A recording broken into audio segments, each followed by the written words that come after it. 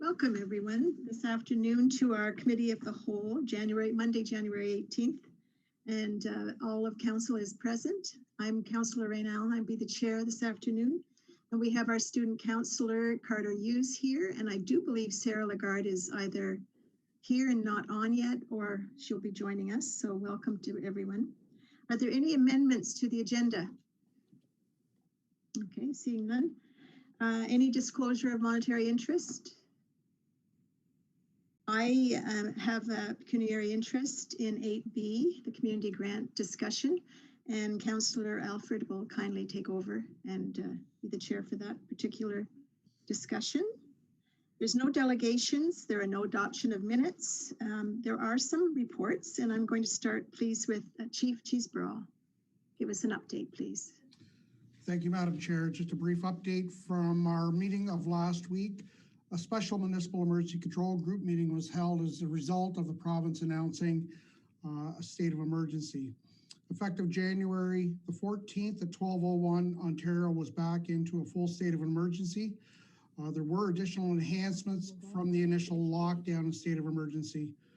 It's recommended that all those that can work from home should do so. Non-essential businesses will have reduced hours. Only businesses that sell food or provide essential services will be permitted to have in-person contact. Gatherings were reduced to 5 people within the same household. Funerals and weddings are permitted to have 10 people inside and 10 people outside. There will be further school announcements coming by January 20th regarding the reopening plan. Essential service worker childcare being offered currently until the end of this week. Additional workers have been listed for eligibility for emergency childcare. Big box stores have been reduced. Their capacity has been reduced to 25% per room. Retail stores are permitted to offer curbside pickup, as well as restaurants can offer the curbside pickup, delivery, or drive-throughs. Enhanced enforcement measures will be forthcoming. At the time of our meeting, we did not have the full details on the enforcement issues. Construction that is currently underway is permitted to continue. Underground construction footings, etc., cannot begin. There will be a list of outdoor assets that will be able to be reopened. That will be shared shortly. The outdoor rink can open, weather permitting, to make natural ice. The enforcement of stay-home orders, there's further details pending that we're currently awaiting for. Business grant programs from the province have not yet opened for applications. Lanark Leeds Grenville Health Unit will be the lead agency for vaccinations, and it is going to be based on supply and demand. That will dictate the rollout. It is anticipated that April for the first community clinics, could possibly be sooner. Long-term care will be vaccinated mid-February, including our area. Firefighters that respond to medical calls through the tiered response agreements will also be included in the phase 1 vaccination. The province did indicate that should our case counts increase by a 5% margin, that would result in a 20,000 case count per day. A 7% increase would result in a 40,000 case count per day. The health unit did report that there was 25 active cases, 2 in hospital, and 1 additional fatality. Smith Falls Hospital may be called upon if the hospital overflows take place in the surrounding areas. There's certainly, that has not occurred as of yet. There will be additional messaging going out on childcare and additional messaging with regards to the municipal services that are going to be applied to remain open. And there'll be further pending details about the stay at home messaging. That is my update for this evening. Any questions for the chief this evening? Thank you for the update. That's very, very helpful. And the next report is with Director Manhire, I believe.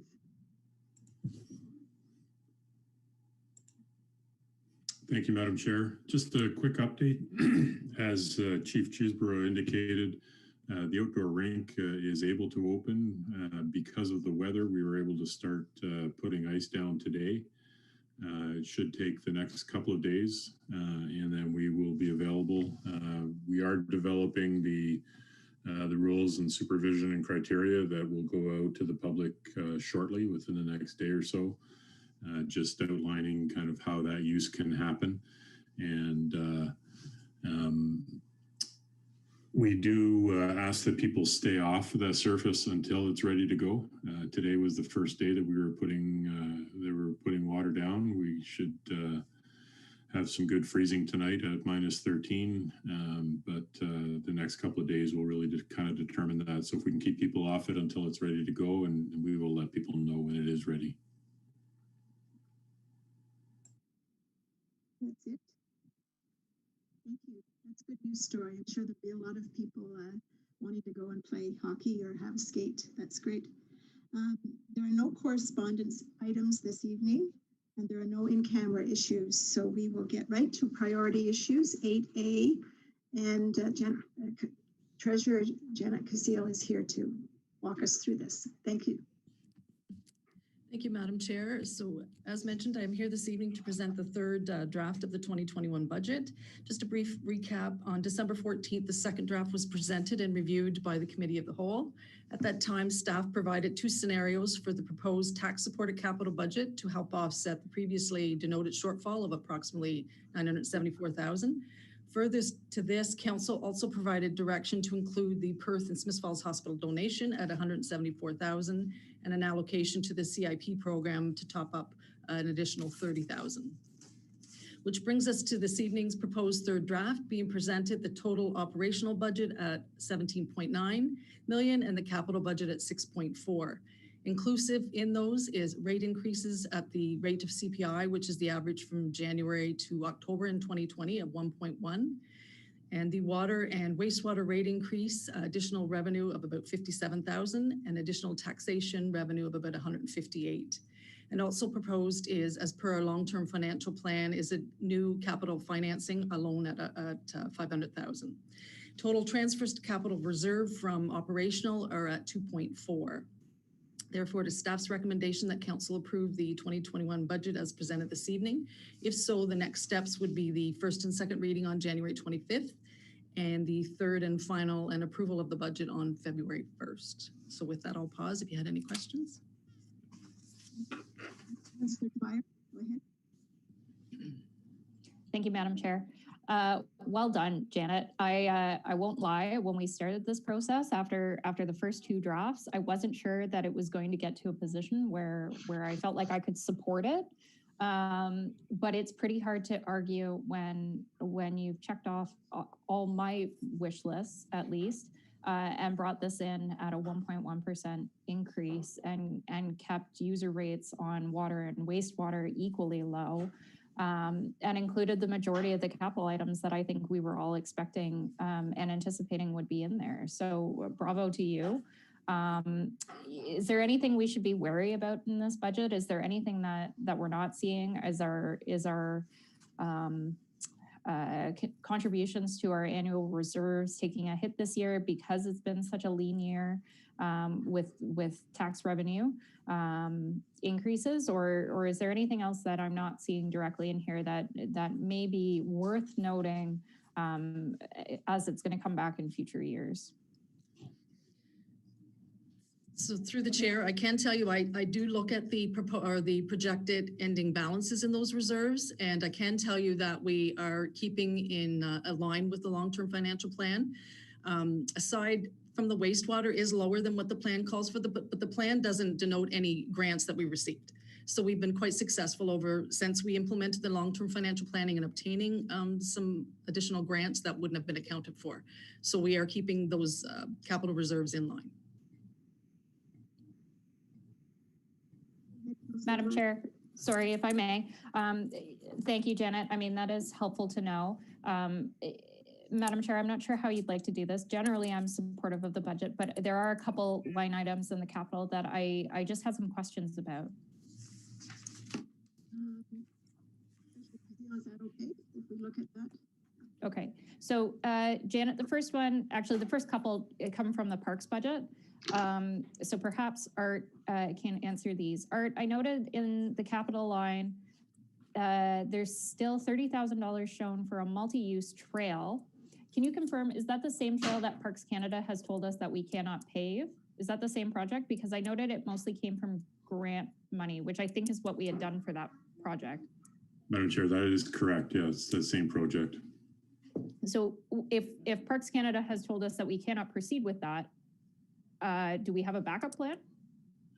It's right now, I'm sorry, I'm just looking to see if Director Dunlop is on the call because it is a public works project. The idea is that it is grant funding, so we were hoping to kind of hang on to it for as long as we could, looking for solutions, but I'll let Director Dunlop chime in. Thank you, Madam Chair. We are certainly working on a backup plan if we can't secure final approvals for this project for delivery in 2021.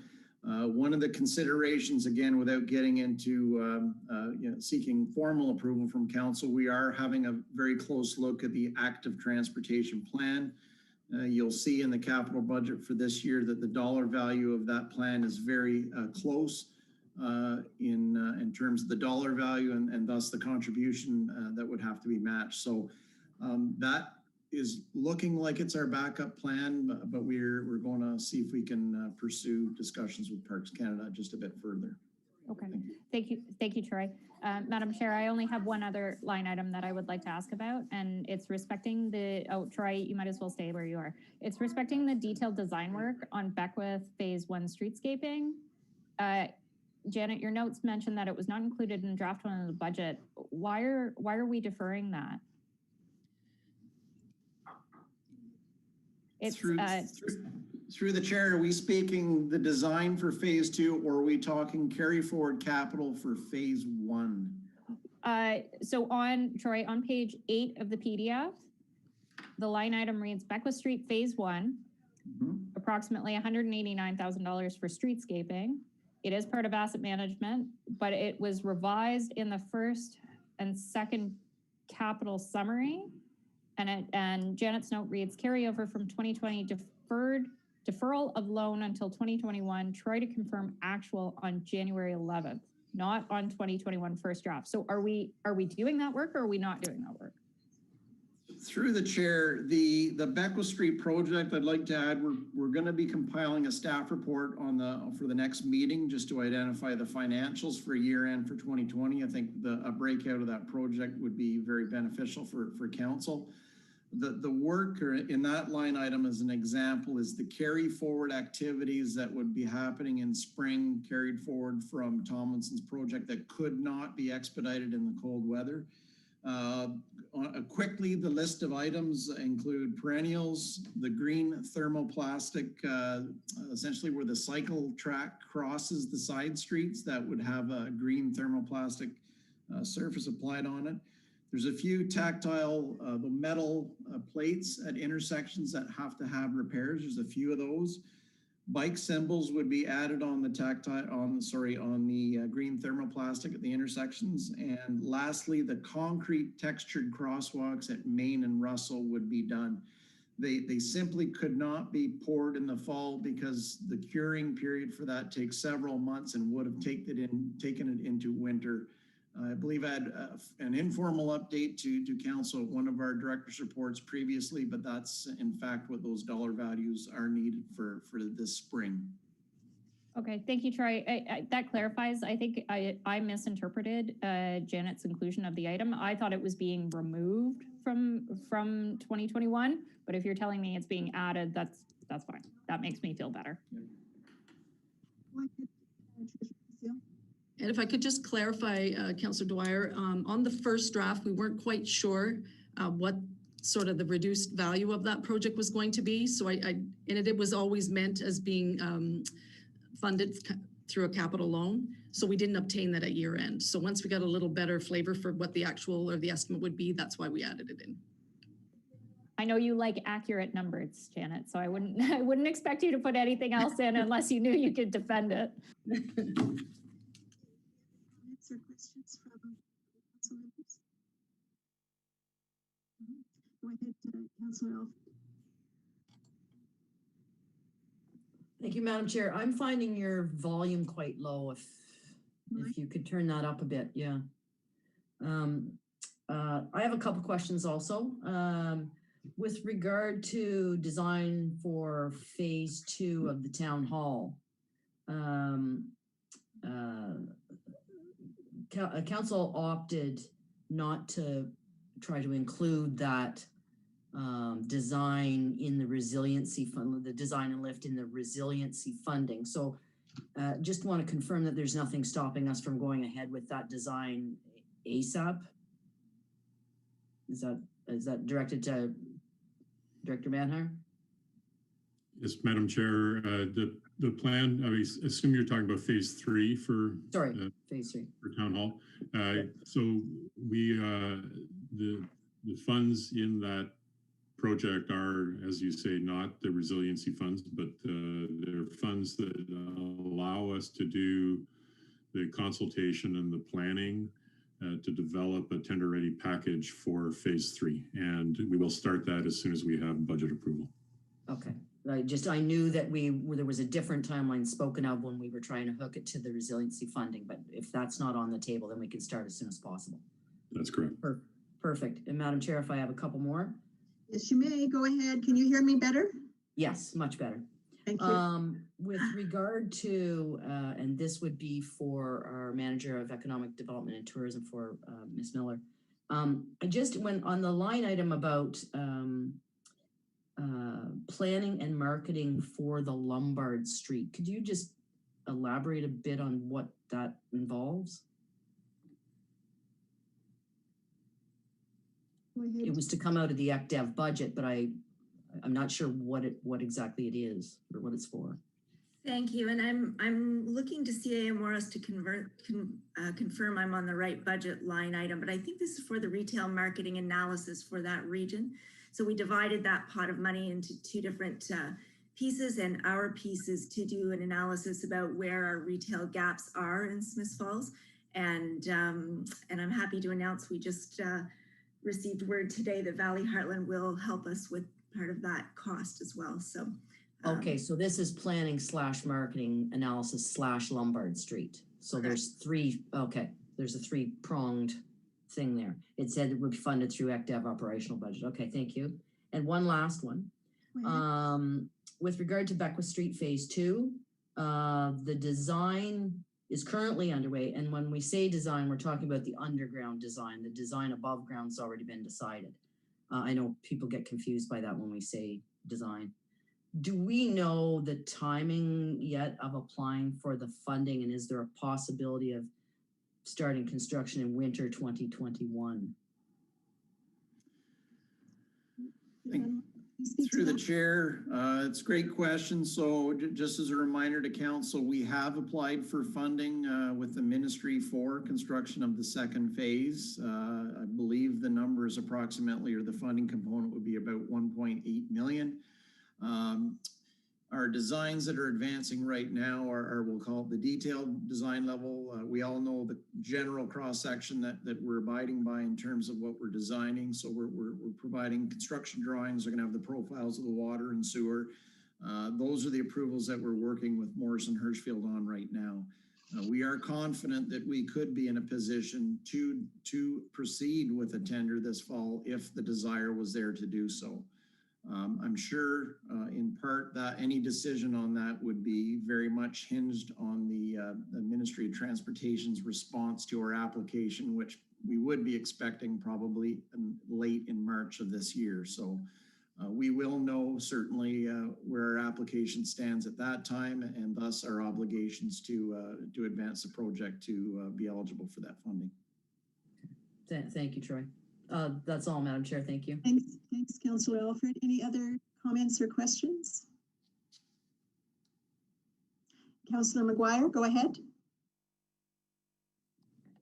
Thank you, Madam Chair, and thank you to all staff. I think this is the one time of the year everybody's really involved in this one, and led by Janet, and it's really exciting to get, as Councillor Dwyer said, everything on the wish list with a really reasonable adjustment for the cost of living. I had a couple questions on some of the capital projects, if that's okay. The first one, was on George Street. It was exciting to see George Street's on there, and I was just wondering if we could get some more information on what the scope of that would be from Director Dunlop and what to expect in 2021. Thank you, Madam Chair. The George Street project rises very much to the top in our asset management plan because the underground, similar to Beckwith Street, is beyond service life. A very key component of the George Street project, and I'm referring to the blocks of Strathcona to Gladstone. That is a drainage catchment area of almost 8 hectares that is serviced by combined sewers right now. The drainage, just to give you some context, the drainage coming off of that area in a 5-year storm is about 516 liters a second. Advancing that project would be our next substantive move in terms of separating our sewers, relieving pressure on the water plant, not to mention recovering capacity in the sewage system for new growth. It's just a project that pays back a lot of dividends in terms of full reconstruction.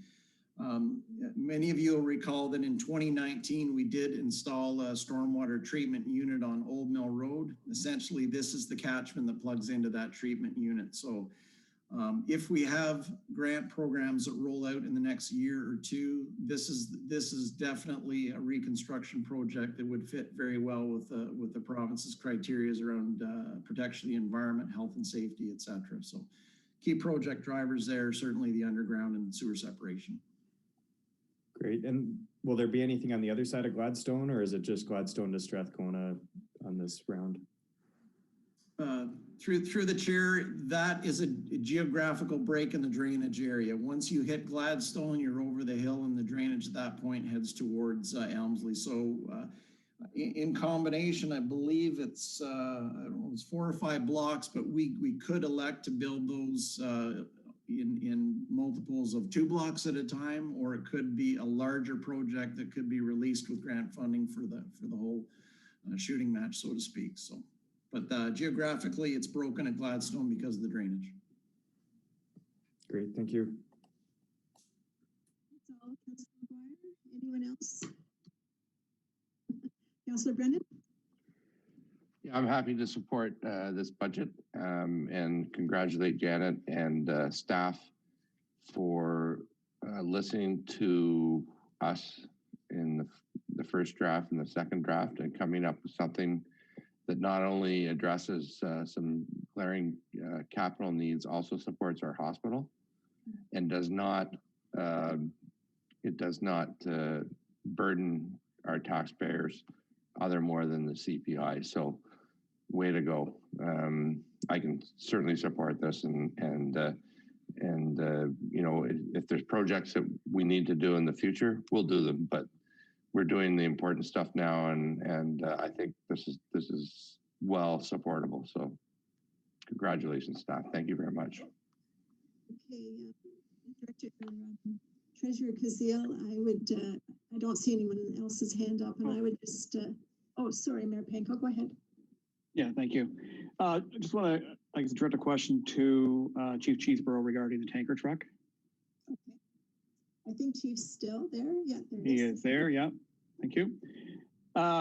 Chief, I guess we've got money in the budget. I guess it's a long-term, I guess, commitment towards a expensive purchase, and we bought the pumper this year. We paid for that over I think it was 2 years. Again, an expensive piece of equipment. Is a plan right now to replace this, I assume, in 2023 or 2024, somewhere around there? Is that correct? Well, the initial plan, if incorporated in the 2021 budget, would be the cab and chassis in 2021 and the remainder of the vehicle in 2022. If deferred, then it would be offset by a year again. And so the total cost, 575,000, is that correct? That is a projected cost. One of the costs that was not incorporated into that was the trade-in value or the sale of the current vehicle, depending on what that vehicle would bring as well. The prices on emergency vehicles are governed by the US dollar. So that has a direct impact on the vehicle because a number of the components of the vehicle come from the United States. So depending on what cab and chassis you go with, you're subject to that. And again, any tariffs or any additional costs that the United States have placed on goods coming to Canada, that impacts it. At the time we provided that dollar figure for the cab and chassis, the Canadian dollar was at 78 or 79 cents, so it was high, which provided us a better price.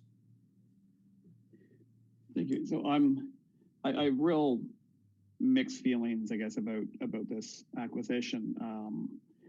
Understanding it's our taxpayers who are covering this cost, but it primarily enables us to meet our service agreements with Drummond North Helmsley and Rideau Lakes for the rural areas that we would service. Understanding, I presume the vast majority of time, or almost exclusively, we would rely on fire hydrants in town. And it's a significant purchase. It's about the same price as the pumper was. So I guess the question, we haven't had I don't think we had a fulsome discussion on this acquisition. So I guess my question to staff, I guess if we commit the 131,000 in the budget, my preference is that we have another discussion, another evening regarding this tanker, but leave the money in the budget for the cab and chassis or for future capital acquisitions within the fire department. It's just one of these things that we do to our taxpayers. It's I would suggest a fairly modest benefit. Very meaningful, obviously, to our ability to service Rideau Lakes and Drummond North Helmsley. And I guess we've never discussed the size of the tanker and all those factors. So I would appreciate, I guess, that kind of approach for this line item tonight. Sierra Morris. Thank you, Madam Chair. So if that's the direction of council, we can certainly keep it in the budget and delay the tendering of the cab and chassis until we have a more fulsome discussion. That can certainly be accommodated. Okay. Thank you. Thank you, Sierra Morris. Councillor McGuire, did you want to comment on this before we leave it? Yeah, just that I agree with the mayor's approach and hope that we could I'm seeing nodding heads. Yes, thank you. Okay. Yes, Councillor McKenna. Thank you, Madam Chair. And I too will support the budget and congratulate staff on this. One thing to note, there's probably about 3 dozen items in the capital budget overall. And with the exception of maybe 4 or 5, they all come directly from the strategic plan or the asset management plan. So when I use that as a guide to say, is this a budget of thoughtful, purposeful, and deliberate?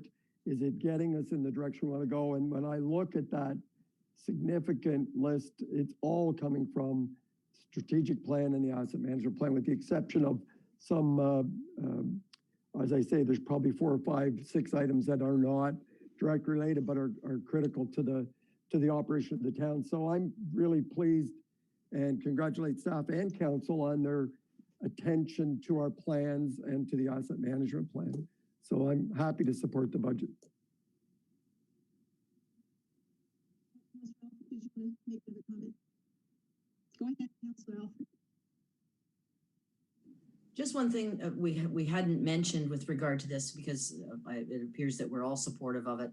But the public meeting that we had with regard to this budget, I think is a testament to our treasurer and our staff, in that there wasn't really anything in that public meeting that that warranted changes from the draft that Janet presented. So I think that's high praise for staff, in that I don't recall anything in there that warranted any major changes in the public meeting. So I too congratulate you, Janet, and the rest of staff. I would just like to take a few minutes now to say that I fully support this budget. I think that I like that the active transportation plan is the backup for that funding, because that's something that over the last many years I've been part of. And we've had conferences that promote that. And I'm a firm believer in parks that promote children being active and exploring their environment. So I hope that that comes, about as well. But Treasurer Kazil, just to you, I don't think I know anyone else more organized and methodical than you, and your approach is easy with us, and we all have said it, but I'd just like to reiterate that you've done a wonderful job going through this in a very difficult year with lots of things to consider. So thank you very much for leading this with us. And I think that ends the priority issue A. And I am going to turn priority issue B over to my colleague, Councillor Alfred, and I will leave as I have pecuniary interest in that. Thank you. Thank you, Madam Chair. So priority issue 6B is with regard to the 2021 community donation allocations. And we have the report. Our Director of Corporate Services, Carrie Costello, wishes to speak to this. Thank you. So as council knows, kind of a companion piece to the budget is the approval of our municipal grant applications. So in 2021, we allocated $140,000 for applications. And to kind of echo what Councillor McKenna just said, one of the criteria for the applications is that it aligns with the town's strategic plan. Some of the others, we have to make sure that it has other revenue streams and that they have demonstrated partnerships and resource sharing with other organizations. We want to make sure it outlines a diverse funding base and so that it's sustainable. And we need to know the purpose of the organization, project, or event, and that it has clear objective targets and outcomes. So there was a committee, myself, CAO Morris, Director of Community Services Art Manhire, as well as Manager of Economic Development Jen Miller, who reviewed all the applications that were submitted. And the list is before you from the report of the proposed 2021 allocations. And again, as I said, we've allocated $140,000 in the budget, and allocated so far is just over $90,000. Again, that's attached to your report. There was 3 that came last week into delegations to all of you, and those were the applications that exceeded the $10,000 ask and had passed the committee review. So I put that out for discussion, review, and recommendations to be passed via bylaw or resolution later this evening. Thank you, Ms. Costello. Mayor Panko. Thank you. This was this topic was a point of dissension and discussion and debate every year for a number of years. We at council, we would try to narrow it down and bring some in, and it was a real challenge to determine the fairest way to allocate these funds to these very worthy causes. And I can't recall if it was Councillor Brennan or who made the suggestion a number of years ago that that this be turned over to staff to employ a scoring matrix to determine, after council's approval of the matrix and the methodology, how this money should be doled out. And so I look at the report tonight and understanding that this has been vetted completely by staff based on council direction in the past. I think it's the fairest method of determining who receives what, and I support the recommendation. I think it's great to see there's still $40,000 left in the pot, and I'm sure there will be other needs and causes that will come forward throughout the year. And just for one point of clarity, more for the public, I guess tonight, the request to Trinity United is for the food security group that Trinity is spokesperson for, and it does represent a number of the food security partners in our community who are providing community lunches. That's not necessarily articulated clearly here, but I support the staff recommendation. Thank you. Councillor Brennan. As do I, and I'm glad that we've gone down this road and like the mayor said, it used to be everyone's pet project. They wanted the support and it just got messy. And so this cleans it up and it's objective. I just had one question with and I do support everything here, but the Rideau Roundtable, we approved $4,600 in November. I had a question from them today. Has that money flowed and when will it? I believe it has. I believe it was sent out over a couple weeks ago. Deputy Clerk Bennett, can you confirm? No, it was held back because we were waiting on a My bit of- apologies. Okay. It was That's held what I back. suspected. Yeah, it was held back, but it is being processed. Okay. They'll be watching, so that's good to know. Thanks. Councillor McKenna? I too thank staff for this and do support the recommendations.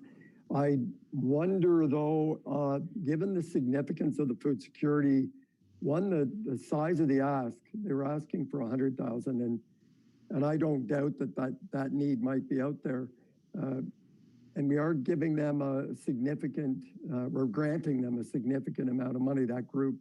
I have concerns that we're into very difficult times and it feels like a Band-Aid to me. And I wonder if my colleagues would support asking staff to reach out to the other partners who are not part of this network. I'm speaking specifically of the food bank, the Smiths Falls Community Food Bank, and Community Home Support, Lanark County, which provides Meals on Wheels, and to see if there can't be some way of bringing them. I don't think it's that the faith groups or the Lions who are involved in this or the Legion don't want to partner. I'm just not sure if one of them, like Rideau Community Health Services, could step up and organize a meeting. And I wonder, because I just don't think, I think we're going to be, this is going to be a very tough couple of years. And I don't see a plan, and just wrapping up sandwiches and handing them out, to me, it's an emergency. We're doing it right now and I support it, but it does not solve it in the long term. And I wonder if we couldn't get staff to reach out to Rideau Community Health Services or the food bank and to see if there's some way we can bring a conversation together to come up with a longer term, more stable strategy than just handing out sandwiches. It's just not enough for me. Thank you. Councillor Dwyer? Thank you, Madam Chair. Yeah, I agree with Councillor McKenna, but to your credit, Madam Chair, I think that is why you had asked as a New Year item that we would have a more robust conversation about food security and what that looks like in the long term. So I agree it's wise for staff to start pulling some resources together. But I think hosting a task force, similarly to what we did with affordable housing, is probably our best option to get a really fulsome view of how food security can be better protected within our community. So I'm fine with that. The only point that I had to make on the grant requests, besides praise and hallelujah for the fact that this is not a political process anymore, was a question about whether or not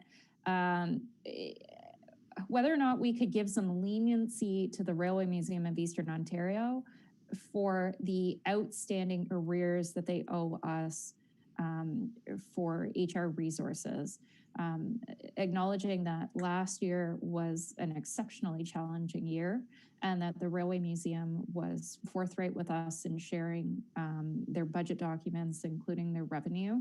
I wonder whether or not, rather than having it a condition that has to be satisfied before they receive their grant funding this year, if we could simply waive that. And I'm wary to ask that question because I don't want that to set a precedent, but I'm wondering if perhaps CAO Morris or Director Costello could weigh in on whether or not we actually have a similar arrangement with anyone else. Because if we don't, and this is the only organization that we are cost sharing staff for, I would suggest that we simply waive the requested payback for staff resources. CEO Morris. Yes, thank you, Madam Chair. So this would be the only organization where we provide administrative resources and cost share. In discussions with the Railway Museum executive, we were under the impression that they're awaiting a federal grant, and once received, they were in a position to clear up the arrears. So certainly council's decision if you wanted to forgive them, but I believe Tony has a plan in place to pay for it. And I think the timing should work out. They'll not be spending this money, for a month or two. They hope to get their check from the federal government, I believe it is. So we have a plan in place. I think if we execute it, we should clear up the arrears. But I'll certainly leave it to council if you want to deviate from policy, we can certainly do that. Madam Dr. Chair. Costello, sorry. Madam Chair, I'm fine with that response. If CAO Morris and the board director have worked out an arrangement, that's fine. But I would be wary, considering we just entered a second lockdown, that perhaps timelines may be extended. And if there is a need for some leniency and flexibility on the timeline and cash flow, then I think it behooves us to do that. Director Costello, did you have anything to add? No, CAO Morris covered it. Okay. Yes, CAO Morris. Well, I would augment my comments by saying if the timing doesn't work out, we can bring it back for a discussion. But if you don't hear from staff, you can assume that everything worked out as planned. Mayor Panko? Yeah, just to circle back to the food security comments and discussion and Councilor McKenna. There is work going on between the organizations right now to bring a group together, I think before the end of February, for a broader discussion on food security and looking towards not just the short-term needs, but the long-term view as well. So I think there's obviously room for council involvement in that, as well as perhaps a larger municipal role and perhaps a task force. But I think for the moment, we wouldn't want to replicate or duplicate what is happening already elsewhere. But I agree. I mean, I think this council has indicated we're very supportive of the food security needs of our community. We want to do what we can to help. And I think those initiatives are underway, and we can certainly add our support. Councilor McKenna? Yeah, I was in no way, thank you, Madam Chair. I was in no way suggesting that the town lead any initiative or host or set up a task force. I don't see as our role, but with the money we're putting in and the concern we have for our community, I just want to ensure that those that are actually funded to deliver these services with the mandate of food security are actually being held accountable to deliver that. And so that was really the gist of it, is just to get an update. If that meeting's taking place, I'd just like more details. And if staff have other information, it was a matter of gathering information. It wasn't, I think our employees have enough to do without setting up a task force that I think other organizations should be doing. And I'll encourage them and I'll help with everything I've got. So it's not a criticism. It's but what we're doing now isn't going to do it. Thank you. If I could just return to make sure that we're all on the same page. Councillor Dwyer brought up and CO Morris answered that we will be, if the Railway Museum is not able, that both staff and I'm sure Mr. Humphrey will let council know, and we would entertain helping. And I didn't see a bunch of nodding heads. So Councillor Dwyer and everybody's okay with that? Okay, thank you. And with regard to food security, if I might be permitted some comments. And this is more informational at first, in that the food bank, as it states on its website, is an emergency food service once a month for, with a 3-day supply that you, for the most part, go there and retrieve. And that's good work. But it is a long way from addressing food security issues for those who can't get there, for those who need more help than once a month. It's not, it is much more broad-based than that. And when I read the application for Trinity, not for Trinity, but for the Food Network, Security Network, it enlightened me that in that particular application, they talk about this effort by the faith-based and RCHS as being a bridge, an intermediate step, one they're willing to continue doing until such time as this town, this community, can come forward with a plan for something that would be similar to what the table in Perth does.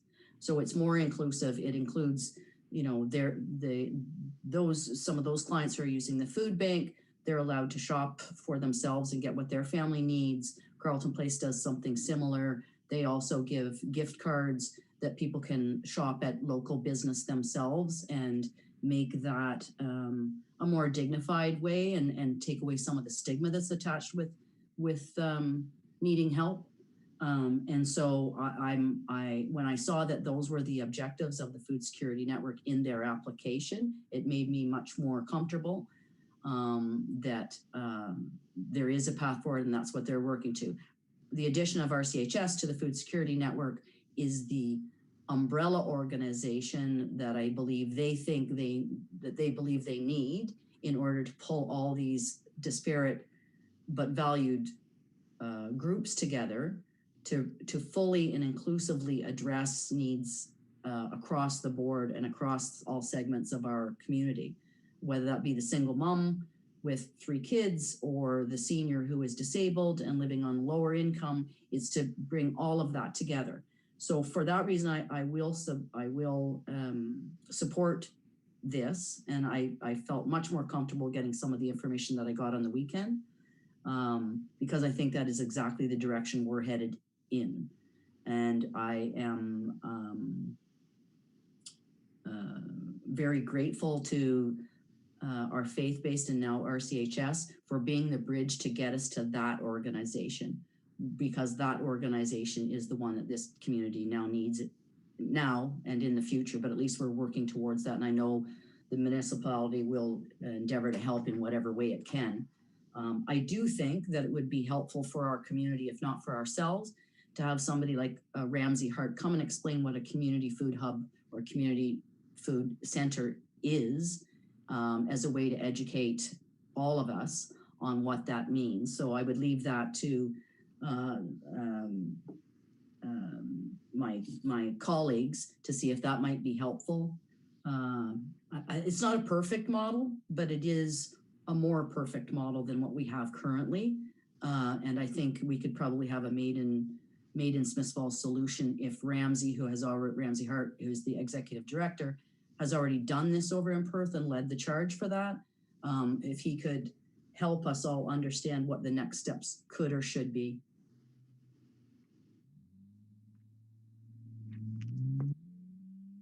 Well, I see nodding heads. Councillor McGuire. Thanks, Madam Chair. I'm wondering, with all the discussion on the food security side of it and all of this stuff that we're looking to see happen in the background, I think in December, we gave a significant top up and there was a strong fundraising campaign on behalf of the food security group. Would there be any advantage in deferring the funding agreement at this time for a month or two and see how COVID goes, see how these other conversations go, and then it's not like we're looking at spending our entire community grant donation tonight, so we've got lots of money at play. Mayor Panko, looks like you've got a response for me. Mayor Panko. Yes, thank you. The money that Trinity has received most recently from us and from the local realtors does enable them to get through to the end of May, I believe, with the community meals. The funding that if we agree to it tonight, will be doled out quarterly to those that are providing meals and need funding in that quarter. So it goes, so Trinity, Salvation Army, Westminster Presbyterian, I think there's one other I'm missing here, but they'll be there. So it's RCHS. So the funding will go to different organizations. So I think it's at this stage, I prefer we move ahead to ensure that the funding is available for all those that need it, doled out on a per meal basis. And I anticipate, based on where needs have gone, where they're now serving probably 4 times as many as they were serving pre-COVID, in all probability, we'll be hearing from them again come mid-year. Councilor McGuire. Good, thanks. That makes sense to me. I had 2 other questions. One is in the spreadsheet, Director Costello, where it says does not affect a significant portion of the population as per policy. What does that mean? In the policy itself, one of the rationale for giving grants to various businesses that it affects a majority of the population. So applications that only affect say a dozen people doesn't meet the eligibility requirements or the spirit of the policy.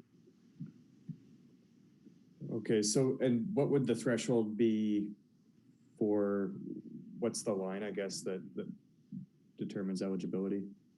There isn't a threshold in the policy. The applications that we have before us or that we've seen are usually, I'm going to say 50 or under. For the most part, those types of ones, we consider that they don't affect the majority of the population of our town, so it doesn't meet the eligibility requirements. Okay, thank you. And my last comment was on RMEO. I think I definitely agree with Councillor Dwyer's comments on the staffing bills that we're sending them. I think too we have to have a conversation about the taxes and if there's options for us to reduce their taxes or forgive their taxes or get some kind of long-term agreement on the taxes for the Railway Museum, because it, as much as, you know, we're giving them out 20,000, but then we're taking back 5,000 or 6,000, I think it'd be just better for their long-term financial sustainability and for our, you know, the time and effort that goes into these applications if we could get a long-term agreement there. And definitely want to hear back if, as COVID continues, if their financial situation changes and that we stay in the loop on that. So, but yeah, thank you for putting this together and making it really clear and laying it out for us tonight. So.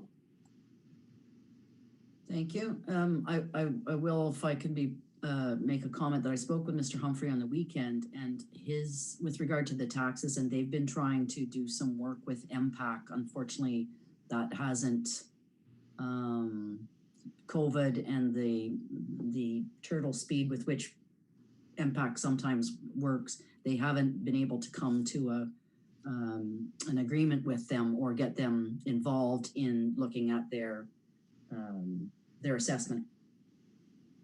Okay, so I think everyone's had theirs, and it looks like this will move forward to council and is being supported by all present. So with that said, I would invite our chairwoman back to the conversation so she can, there's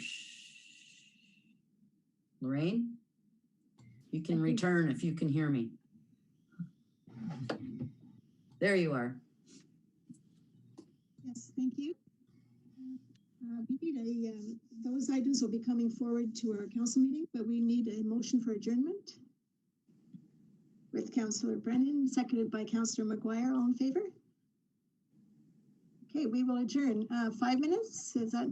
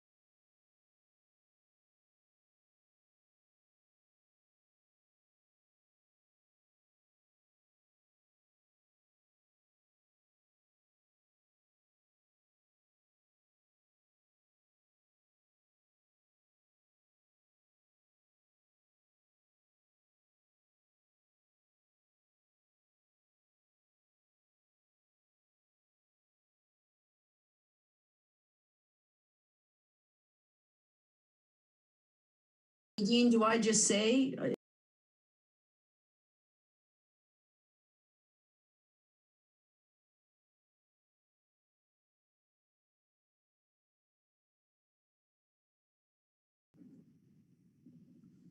Good evening. Welcome to this regular meeting of Smith Falls Town Council for Monday, January 18th. We have all members present. Call the meeting to order. I guess just from an announcement standpoint, I want to appreciate, express our appreciation for everybody, every member of our community who is doing their part during this provincial lockdown and state of emergency. Fortunately, we have seen COVID numbers declining within the Leeds, Grenville, Lanark region. We're doing our best to keep everyone safe. We hope we get through this as quickly as possible, but it's going to take all of us pulling the same direction to make sure we do so. Moving on, I'll ask for disclosure of monetary interest. Yes, Councillor Allen. Yes, won't be taking part in Sorry, Councillor Allen, your volume was really low. I have a pecuniary interest and won't be taking part in 7.4, 7.5, 7.6, and 8.2. Thank you. We heard you loud and clear. Thank you. And I myself will declare pecuniary interest on item 8.1, DBA appointment, as I have a professional relationship with the identifiable individual. I will be turning the chair over to Councillor Allen at that point. Moving on with our agenda, we have no delegations. The adoption of minutes is with Councillor Dwyer, please.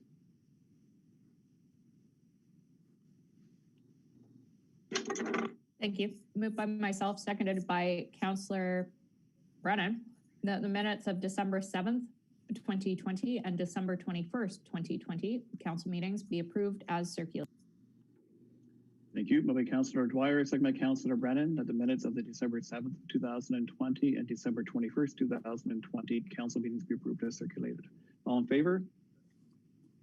That's carried. Reports. I'll start with Councillor Allen. Any reports this evening?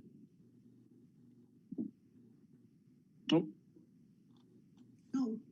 No, thanks. Okay, thank you. Councillor Alford? No. I'm making my way around the screen. Councillor Dwyer?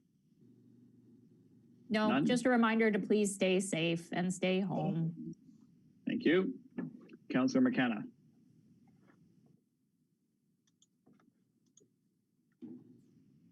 Yes, Your Worship. I have two reports regarding my role on the Public Health Board of Directors and Lanark County Council Community Services Committee. The first, it's Chief Cheeseborough reminded everyone on the phase 1 of the vaccination rollout. We've just, the public was informed today by a press release from Dr. Stewart that the first residents of Lanark, Leeds, Grenville are getting their vaccinations this week, have got them. They had to go, they're employees of long-term care home, and they went to Kingston to get those. However, next week or within the week, mobile clinics will commence in Lanark, Leeds, Grenville, vaccination clinics for those identified healthcare workers. So it'll be a slow rollout, it'll start, but the good news is it is underway and the health unit is on top of it. The health unit is also has other business besides the pandemic, which includes both food security and housing, which are real clear determinants of health. And so I have spoken to Dr.